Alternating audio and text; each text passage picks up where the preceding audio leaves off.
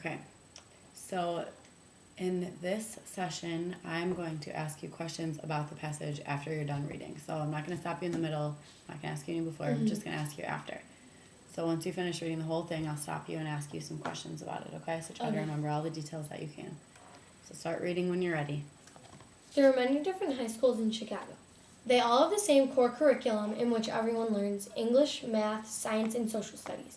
In addition to academics, every student does service learning, which means that each student helps the school and community with projects. Some students tutor after school, others work in soup kitchens, helping people get food. Some students work to improve the environment.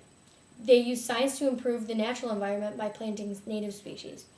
When students do service learning, they feel better about themselves and learn more skills. Some high schools are specialized. Students choose to go there because they want a certain career or want to study a specific kind of subject. You can go to a high school that specializes in arts, which is a new Chicago high school. To get into that school, you need to audition. You might want to be an actor, and if so, then you would go to the audition and show how well you act.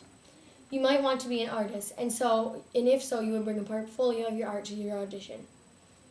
There are other schools that do not require auditions. They do require that you get high grades. Those special admission schools are called magnet schools. Students are admitted to a magnet school if they have good grades and do well on tests and get selected based on an application process. Many high schools have special programs even if they are not magnet schools. For example, you can specialize in journalism at some high schools. Those are regular high schools that have special programs in journalism. You can find other programs at high schools. You can take culinary arts at some schools. One student who went to Richards High School in Chicago got a $10,000 scholarship to go to a culinary college. He achieved his success at Richards High School, where he took culinary arts as well as the core curriculum. He is on his way to a great career. You can go to military high schools in Chicago, schools that emphasize the Army, Navy, Air Force, or Marines.